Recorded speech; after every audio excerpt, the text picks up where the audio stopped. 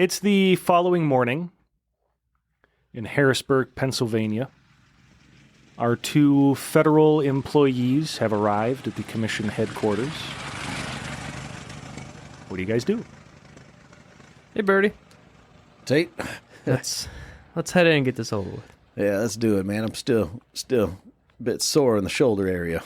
Yeah, I feel it. Oh, what'd you, real quick. Yeah? What'd you ever do with that With what? tin of film that you found? Oh, I got it in my pocket. Are you bringing it in here, or? Absolutely. Alrighty. And we head in. So you guys walk in, notice the same uncomfortable-looking chair. It smells like cigarettes and cigars inside. There's a light smokiness to it. You can hear a couple people talking up the stairs. The door to the basement is propped open just a little bit, and you hear, like, rummaging and stuff down in Ajaya's area. You go up the stairs. Heidi and Ricardo are going over some paperwork along with Zworson, who's smoking his cigar, sitting on a desk looking down at it. He looks up at you two. Hey, you guys. Welcome back. Hey. Assume you got the good news? Yeah, I got the notes from Heidi. Read a little bit of what our journalist had said, but figured I would hear it from the two of you. He kind of nervously looks a little bit to his right toward that wall where the offices are.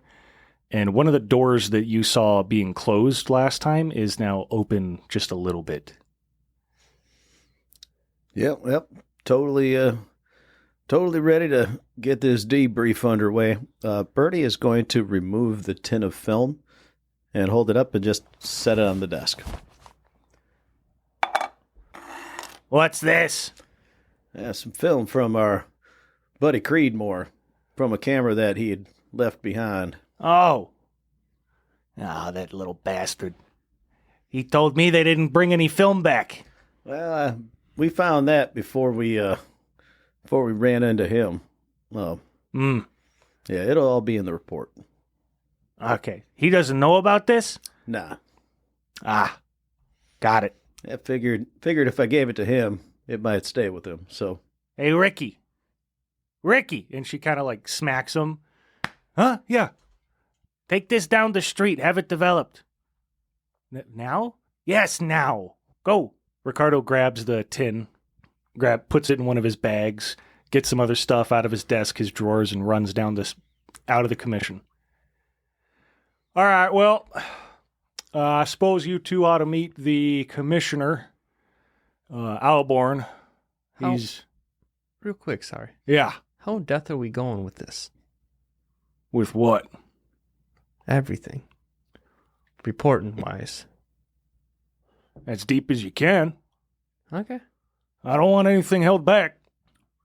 He takes a big drag off his cigar. Why? Is there something you want to keep to yourself? No, not necessarily. I just wasn't too sure.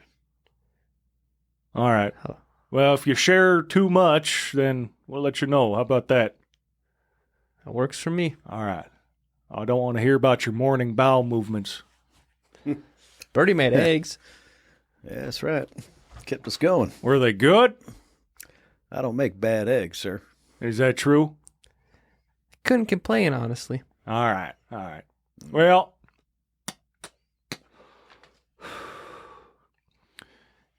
he gets a little, he's got a very positive, bright demeanor, but after he takes those few drags and gets up, you see his kind of face shift a little bit, a little darker.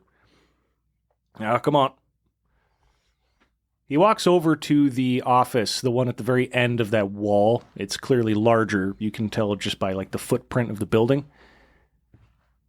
He gives it a knock. Come in.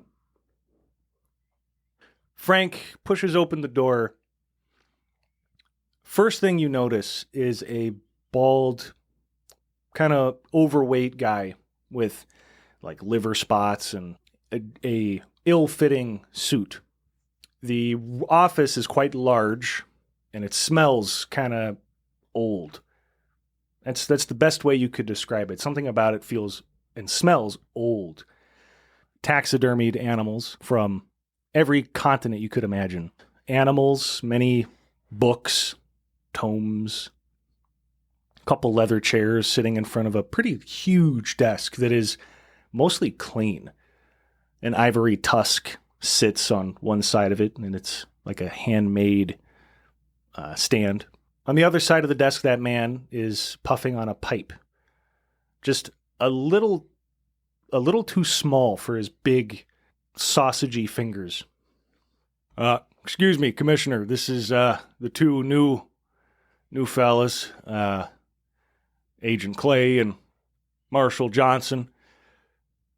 Well, anyway, I'll leave you three to it. He walks out and kind of nods to you, closes the door behind him. Sir? Good morning. It's my pleasure. Morning. Have a seat.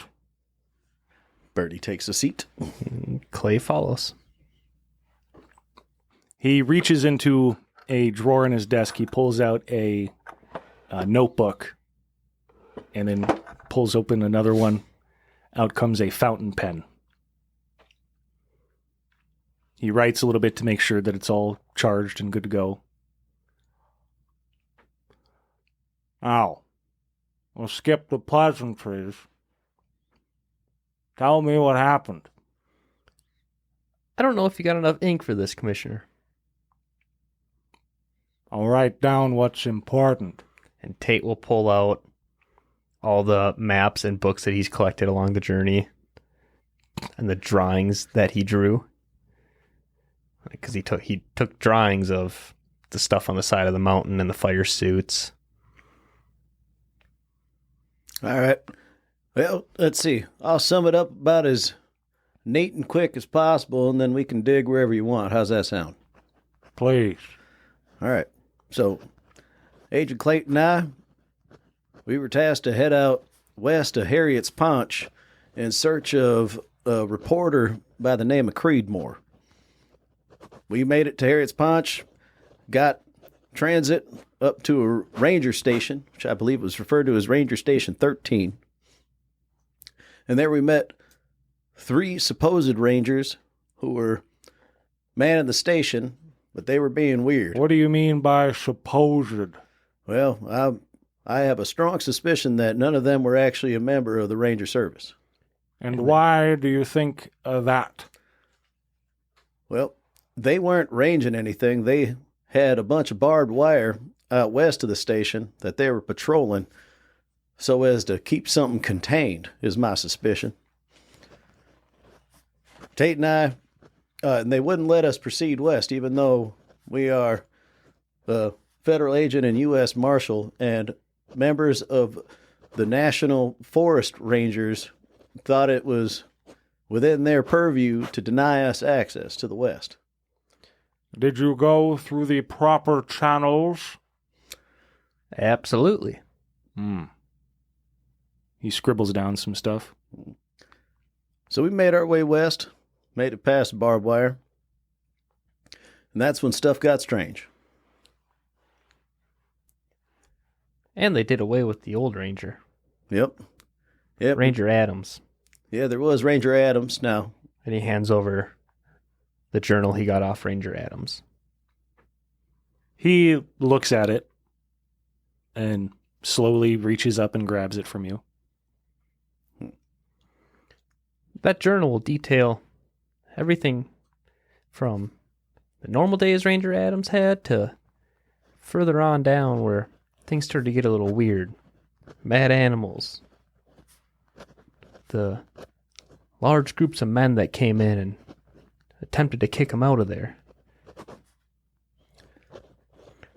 Yep. There was shootouts he was noticing in the woods. Shootouts between who? Well, we found out that there was a logging outfit out there that was harvesting the timber, and then this new outfit, well-funded, well-organized. Birdie would know this and have his notes. I am less organized and don't have my notes. Well, yeah, I do. Hold on one sec. And the whole time, he is like mean mugging you guys. You know what I mean? He's got a stern stare to him. Yeah, led by a scientist named Dr. Childs. And then we had a bunch of former military or maybe current military folks up there. A lot of muscle, a lot of brains, a lot of white coats. Yeah, they were setting up shop to try and capture something that to this day is very difficult to explain. But we found documents, blueprints, and stuff that showed what they were trying to do with these floating balls of light. That's... Explain the floating balls of light to me. Well, I never got a good look at these floating balls. just about what they sound like. Floating balls of light and a hell of a lot of heat. Great time messing with your brain, too. Makes you feel good. Euphoric, even. And then it starts to hurt you. Burn you. Tate will show him the wound on his leg. I was bitten by a wolf. A wolf gone mad by whatever made everything mad in these woods. And neither one of us there cauterized this wound like this. And Birdie woke me up one night, and my wound was like this. Right after I saw one of those balls of light.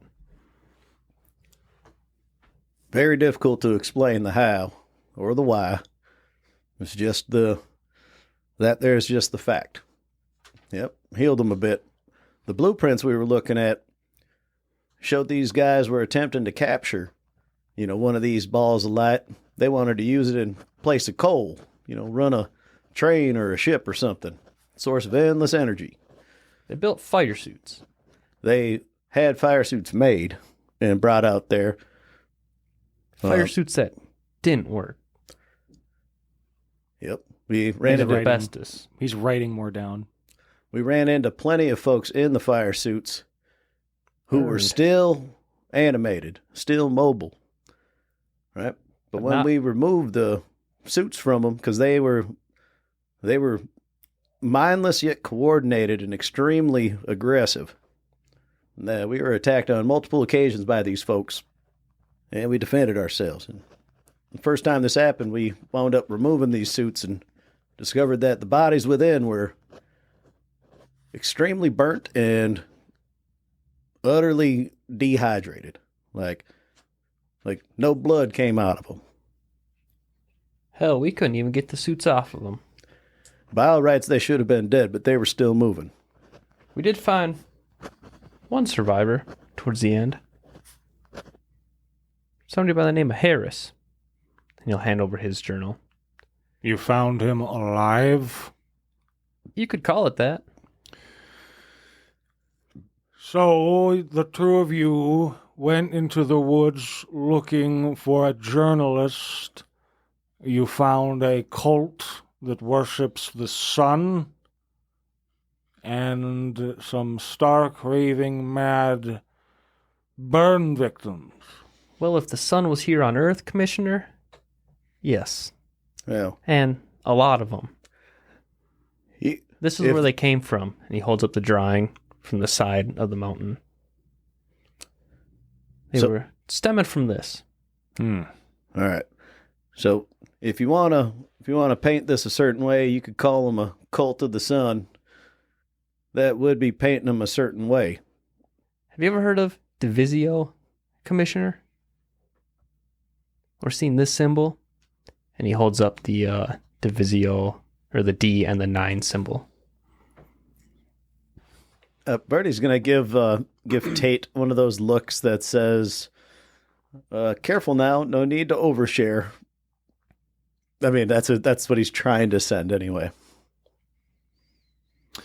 Tate's watching the Commissioner for any reaction to the name. I mean, roll a secret check. So you ask him about the Divisio. You show him the badge thing. He shakes his head. This means nothing to me. No. Okay. So we kept on heading west. Ran into more of these crispy critters. I called them gaspers because you could hear them kind of as they breathed. Right? Very noticeable. Found evidence of the old logging camp. Found evidence of them building up a bunch of stuff for work. Ultimately made it to our end goal, which was the final forward base. That's where we ran into Creedmoor. He was holed up in a 2-story building, surviving off rations and, cartons of smokes. And we learned enough from these journals and other bits of info that the folks there had set up a fail-safe in case the glowing balls got out of hand. They had placed demolitions, some explosives, up at a bend in the creek so they could flood out these caves where these balls are supposedly coming from. As Tate showed you in that drawing there was a hillside on the mountain. It had a bunch of holes drilled in it. And they seemed too evenly spaced to me to be natural, right? So I assumed that they were man-made. When we got there, there was a bunch of, gray sludge oozing out of these holes. And there was a bunch of these gaspers out and around. Very dangerous, like I said. So we took a few of them out, went up, blew the charges that they had set, which diverted the creek, and sent that water into all these holes that were drilled in the side. Once the water got in there, we believe it set off a very intense explosion. Put a big old hole in the ground, and all the gaspers that were still around up and about suddenly stopped being up and about. They just fell over. And that's where we drew a conclusion that whatever was in the ground was what was allowing these gaspers to be up and about in the first place. Now, I don't think there's any science out there that can back any of this theory up.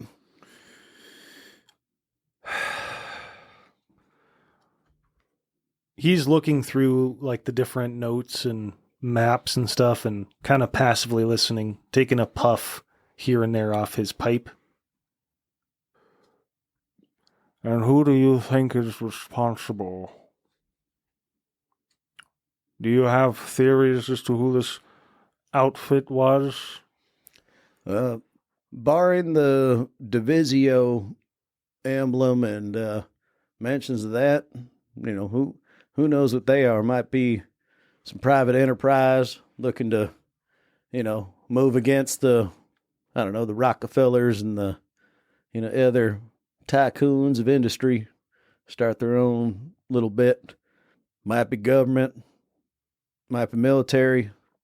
All of that is purely guesswork. So no, we have no idea who they actually are or what they were doing beyond this little bit of intel we picked up. Let me tell the two of you something. Just as you have people to report to, so do I. Notes and journals only go so far. I appreciate your effort. He looks over pensively. And he pulls a key out from one of his pockets, unlocks one of the drawers in his desk, and he opens it up and pulls out what looks like a thin sheet metal. And he holds it up, and you're looking at it, and there's a hole in the very middle. You can see him, you can see his face as he holds it up. And then he flips it over and tosses it in between the two of you. Tate catches it.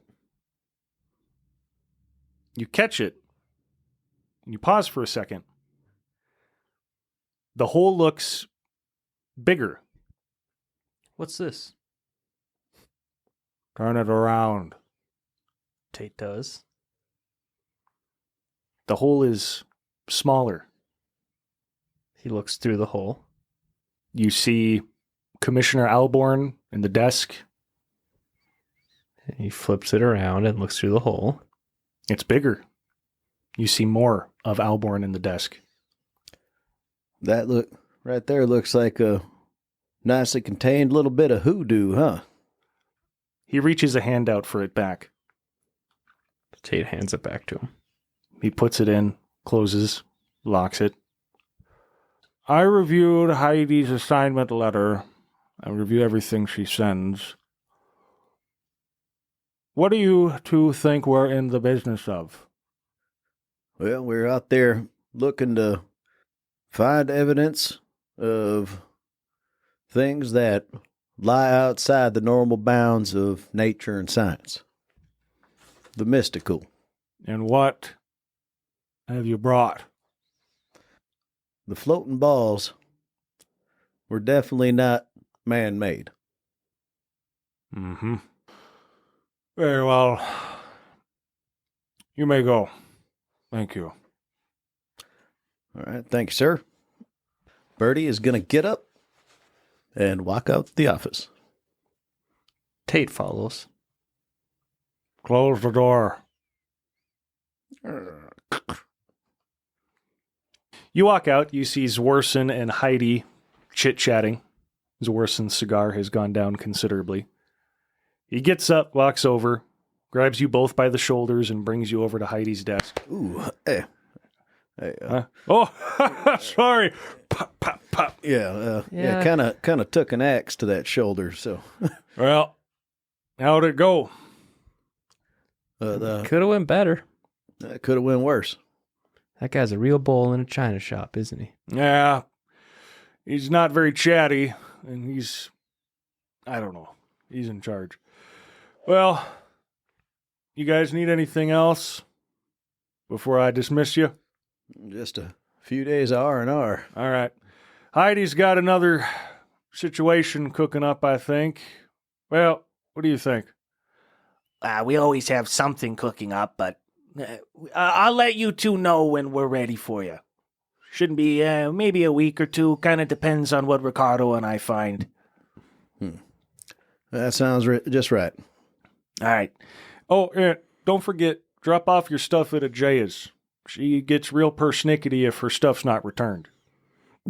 Will do. She keeps very thorough lists. Yep. Yeah, we'll drop it off. All right. Well, I know where to find you. Perfect. Good job, you two. Thank you. Thanks. So you guys go and drop off your stuff at Ajaya's. She's not there right away and comes out all kind of a mess. Missing then a few bullets, but she checks off everything. You guys aren't missing anything. In fact, you guys have got some extra gear. You've got like an extra gun or two. Mm-hmm. Shit. Do you guys keep the extra stuff? Do you donate it to the commission? No? Birdie has no emotional attachment to the rifle. He gives all the guns back. All right. He obviously keeps his revolver on him. And then you guys Tate go. still has the extra revolver. You guys go about your day. Let's say you guys are at the front door, just walked out. You guys say bye to each other. How's that go?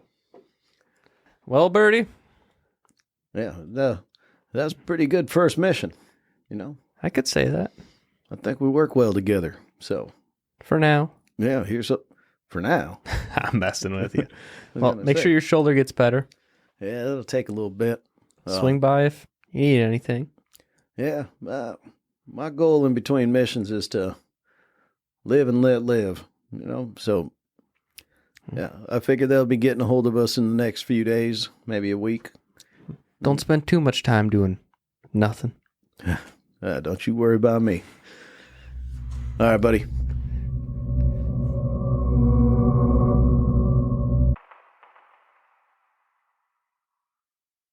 So, Clay, you depart from the commission. You and Birdie had two separate ways. You say your goodbyes. Where do you go? What are you doing? For the first day, Tate just goes home. Okay. He's exhausted. Didn't really sleep too much last night. So he catches a taxi, hops in the carriage. No, he walks. How long of a walk is it? It's not very far. Like 15 minutes.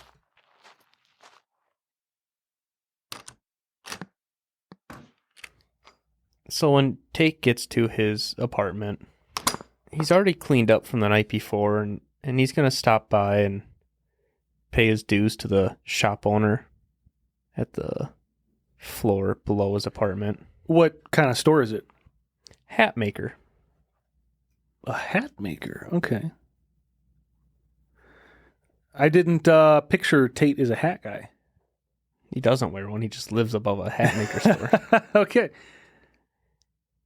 He goes upstairs, unlocks his place, heads in, and from last night, all of his stuff is still kind of scattered around the kitchen table. He spends a few hours maintaining, cleaning, and taking care of his equipment. He cleans the rifle, the pistol, the knife, washes his clothes, puts everything away, and sits down for a few minutes.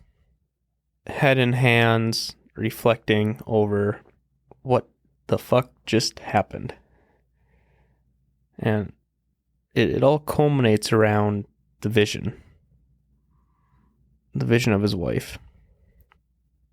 And he keeps thinking about that, and it makes him sad but happy at the same time.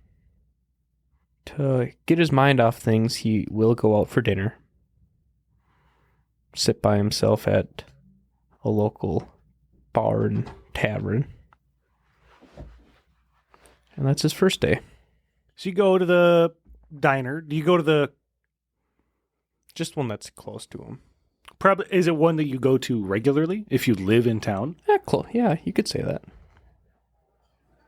A couple times a month, you know. Okay. Yeah, sure. What do you get? Steak. How do you get it? Rare. What do you get for the sides? Potatoes. Buttery. To drink? Stout ale. Good man. And he has about 3 of them. He's got a 3-beer rule when he goes out to eat. The next day, Tate will wake up early and head to his mom's house. How far away is his mom's house? An hour by carriage. All right. You hop on. Listen to the familiar pitter-patter of horses. Describe the house. Describe your mom's house. Like pulling up to it. What's it look like? So mom's house is kind of farm country. Yeah. It's a little out in the sticks. But it's a pretty nice 2-story house. Wood exterior, wraparound porch. Rocking chairs by the door on the front steps. White fence surrounding a relatively manicured lawn. With roads on the side that lead back to a bright red barn full of horses. Farm implements. An early tractor. And vast fields that they no longer farm. They are farmed fields, but the family doesn't farm them anymore. Somebody else does? Like they hire somebody to do it? Okay. Well, it's leased property, you could say. I see. He walks up the steps, and he knocks on the front door. Your mom opens the door. What does she kind of look like in your head? Older lady, white hair, cut close. Cut close, okay. Oh, Clay, you're back. She Nice goes to see you, Mom. give you a big hug. He hugs her back. Oh, She gives you a kiss on the cheek. come in. I got some tea on right now. Oh, I love some tea. And we doing any breakfast this morning, Ma? Yep, the kids already have it. They're out back playing right now. Oh, great. You know, Tate, here, sit down real quick. Mom, I just got home. No, I know, but before they come back inside, Okay. listen, but She pulls out a chair for you at the table and goes and sits down, grabs another glass, pours you some hot water from the kettle, and then puts a little tea bag in it to steep. listen, You know, he's been getting into trouble at I know you know this Bo? already. Yeah. Listen, those problems he's been having, they got a lot worse this past week. What do you mean? Well, I guess he's calling people names, very mean things.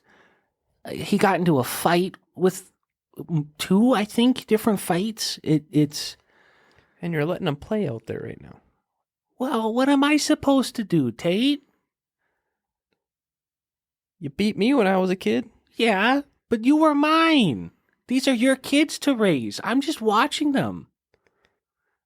They're my grandkids, Tate. Yeah, I get that. I'm past You know that. I can't always be around. I know, but, I mean... I try, but... Listen, I know times are tough, okay? But I miss Annabelle, too.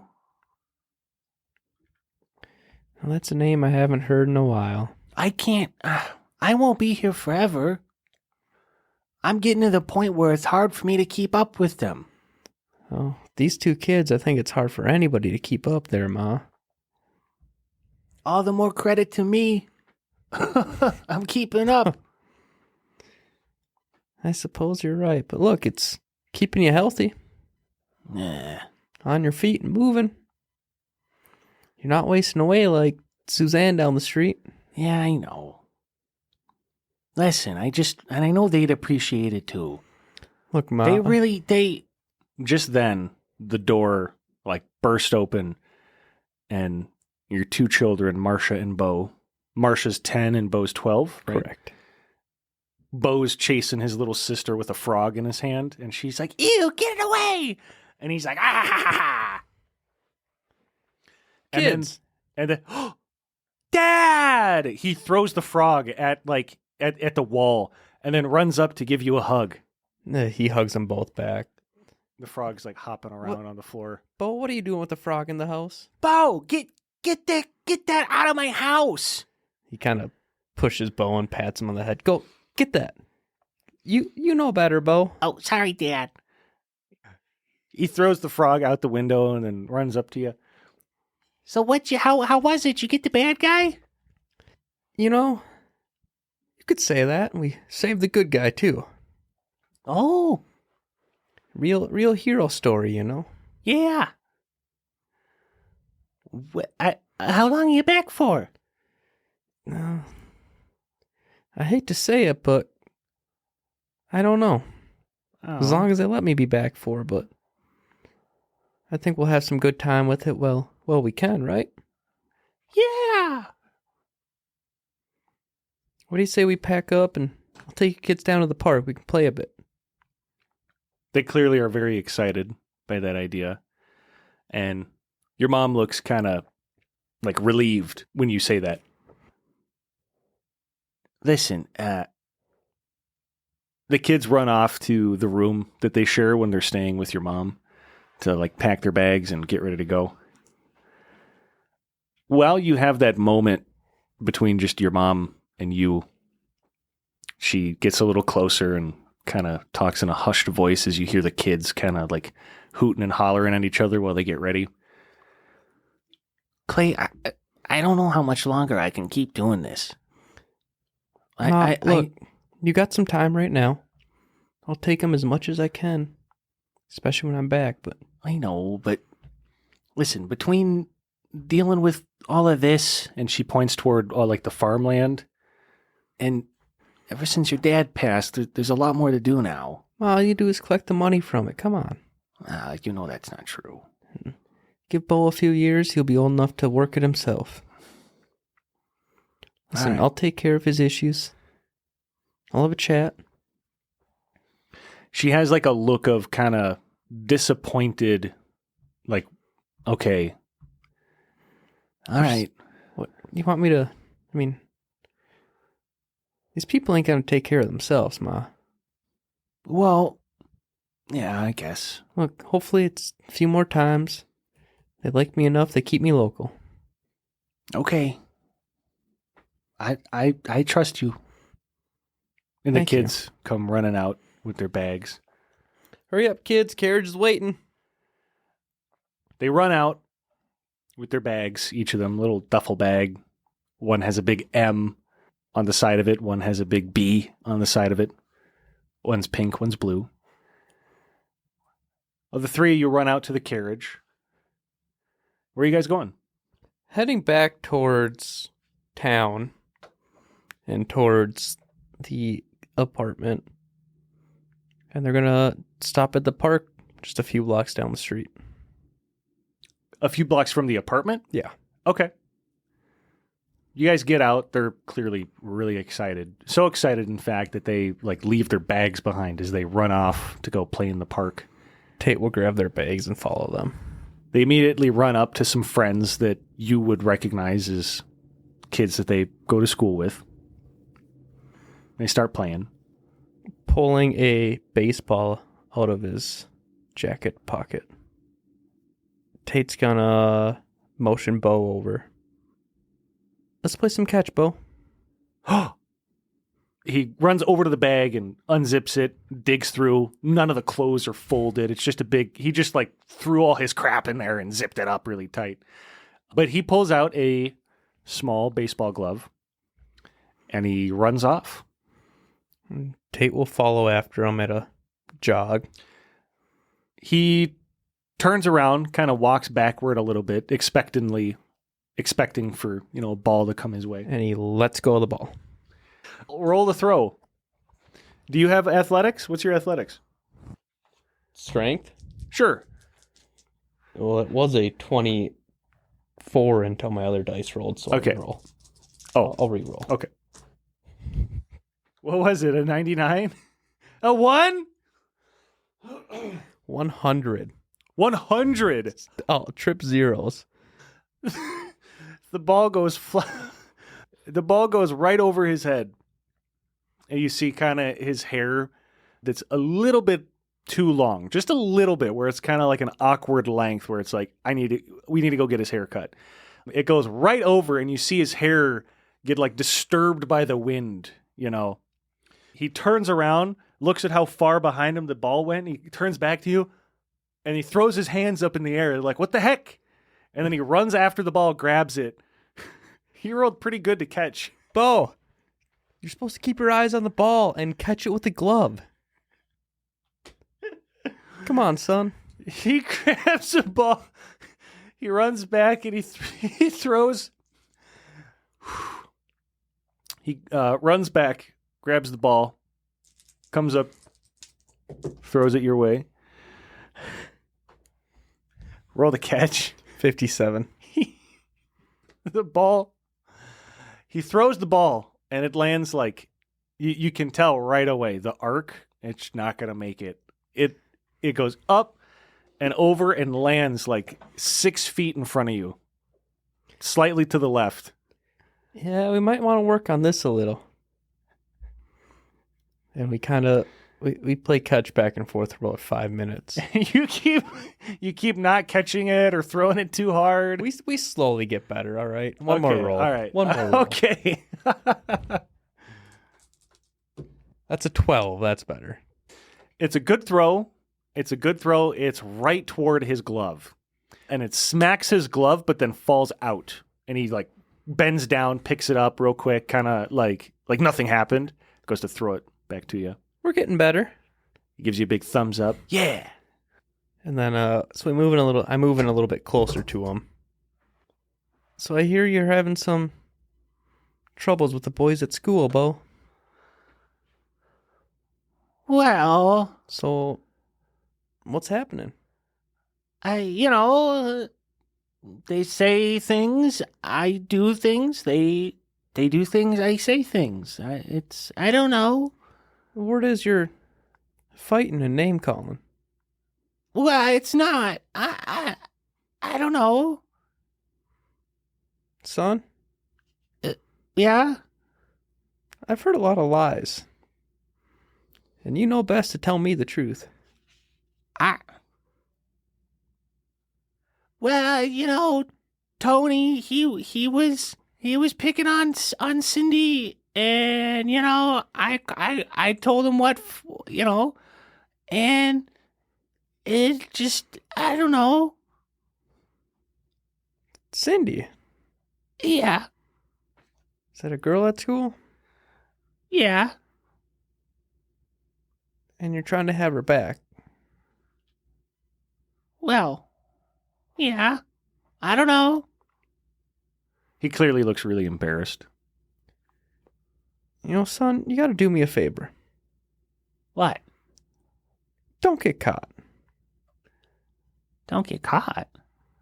Yeah, you fought this Tony kid, didn't you? Well, yeah. How'd you walk away? Better than him. And how do people know about it? Well, it was right after school in the front. See, there's your issue. Oh. You're causing Grandma quite a bit of stress there. So do your old man a favor. Calm down with it. And don't get caught. He nods his head. He's got it. Tate will kind of walk up to him and shuffle his hair, pull him into a hug. He gives you a hug back. And then we all just hang out and play and do whatever at the park for a few hours. And after a few hours, what do you do? Bring the kids home. To the apartment? Mm-hmm. Okay. They're pretty excited. It's a 2-bedroom. They have their own room, bunk beds. Yep. Bo runs right off to the bedroom. Marcia kind of, delicately takes off her shoes and walks off. She's got both hands holding the bag in front of her and kind of waddles off to the room. She's got a big smile on her face. Marcia. Come here real quick. I got something to do with you. She pivots on a heel and spins directly back and starts waddling towards you with, both hands holding her bag up. Yeah? You can set the bag down, Oh. sweetheart. She just lets it go and it drops right in front of her. And off the countertop, Tate will pull up a book. Peter Pan. She looks up. What's that? It's a book. Oh, You want to read it together? yeah. She nods her head. Go put your bag away and sit out here with me. She picks up the bag and waddles really quickly, puts it in her room, and then runs back out.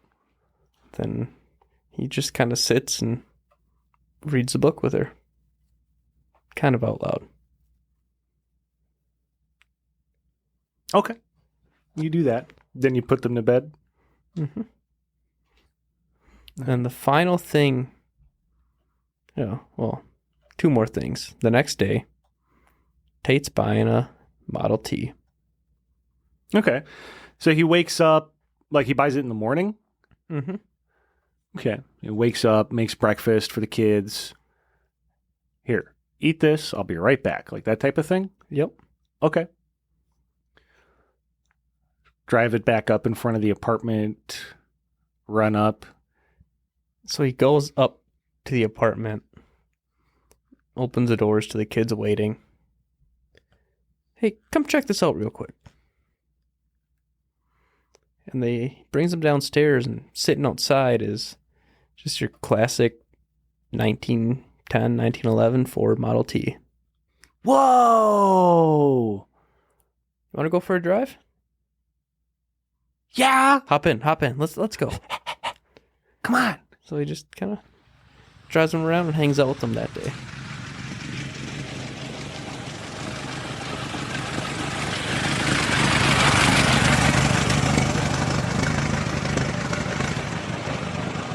How long are we staying at home? We don't know yet. You don't know yet? And then, I guess at the end of the day, he puts the kids to sleep early. And he's going to wait an hour. And when they're asleep, he kind of starts thinking to himself. Grabs a bottle of scotch. Has a lamp lit in the living area. And he thinks to himself about everything right now. It's man, Just when I thought shit was getting normal, everything's getting all weird again. Hopefully Birdie won't do me like Dick did. I think I'm gonna write him. And he sits down and goes to write a letter. He writes, Richard, it's been a while. You still in town? When you are, let's meet up for a drink. Maybe get some dinner. I got something I want to share with you. Signed, Grim Clay.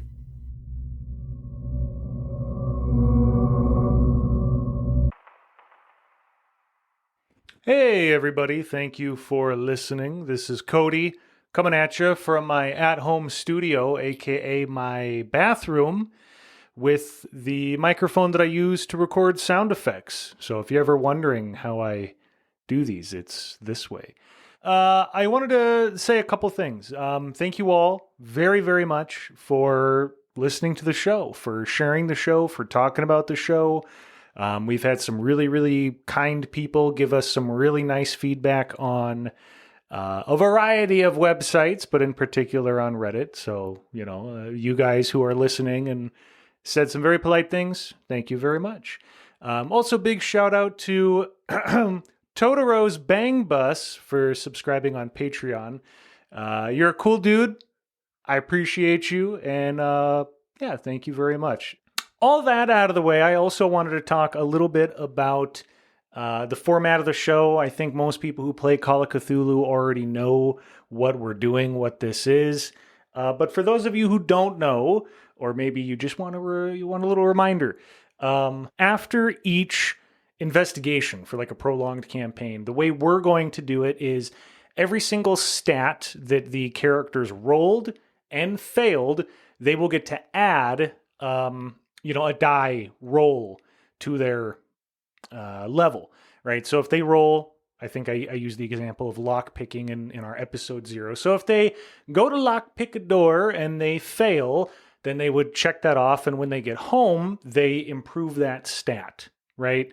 If a character is trying to persuade somebody and they fail and they say something really stupid, well, we've all sat there and thought about it in the shower, like, man, why did I say that, right? Hopefully, for most people, I don't know. Do we get better at like persuading people when we say stupid stuff? Anyway, you get the point, right? You get a little bit better.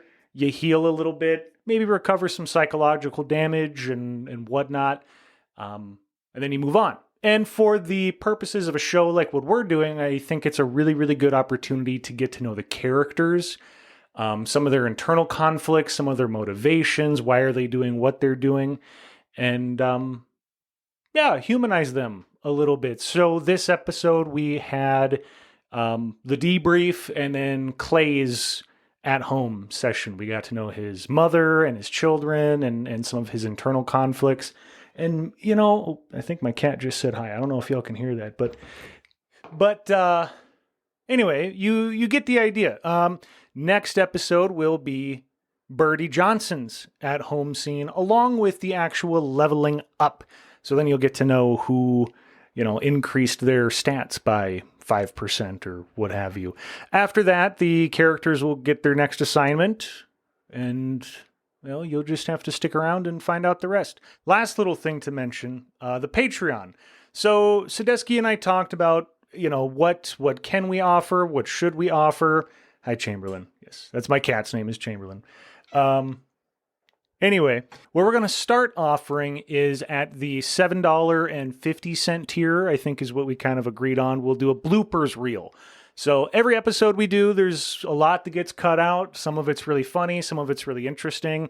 Of all of that stuff that gets chopped off and brushed to the side, the interesting bits, the funny bits, we're going to put those together in a nice, neat little package and put those on our Patreon.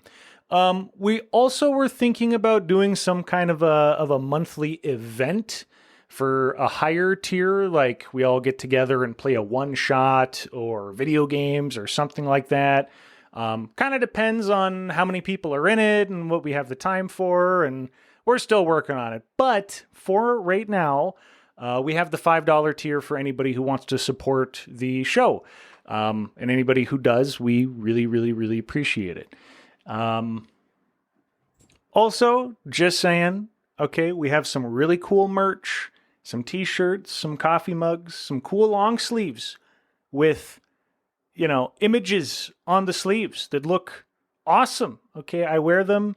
People say, "Whoa, where'd you get that shirt? What is that?" And I tell them, and they love it. They love it. My mom even, she bought one of the coffee mugs, and I didn't realize how big these freaking coffee mugs were. And I went over for, a birthday party, and I'm like, holy shit, is that our mug? That thing's massive. So let me tell you, the coffee mugs, they're pretty big. Anyway, yeah, we have a merch store, link down below. We have a Discord, a lot of cool people, link down below. And we have a Patreon, which we will be adding more stuff to as time goes on. But if you want to, throw a couple bucks our way, we super appreciate it. And anyway, yeah, look forward next week to Birdie Johnson's at-home session. It's a doozy. Like, honestly, the reason we're doing this in a part 1 and part 2 is because Birdie Johnson's at home just ended up being a lot longer than either of us planned for. Yeah, which is a good thing. So anyway, have a great rest of your day. Bye.